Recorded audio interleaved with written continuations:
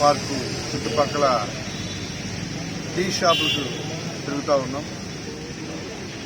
ప్రతి tea shop తిరిగి అడిగినప్పుడు వాళ్ళందరి కోరిక ఒకటే, మేమంతా పవన్ కళ్యాణ్ గారి ఫ్యాన్స్, టీడీపీ ఫ్యాన్స్ అని చెప్పి వాళ్ళే క్లాస్ చూపిస్తూ ఉన్నారు.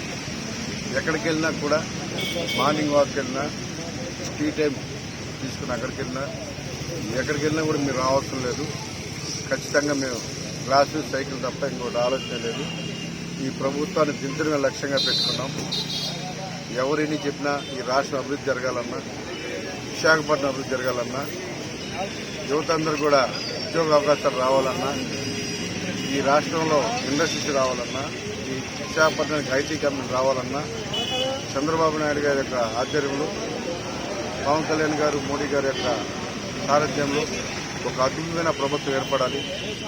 తద్వారా ఈ అభివృద్ధి జరగాలి, అప్పుల ఊబుల నుంచి బయటికి రావాలి, ఈ రాష్ట్రాన్ని కాపాడుకోవాలి అని చెప్పేసి ప్రజలే స్వచ్ఛందంగా చెప్తా ఉన్నారు.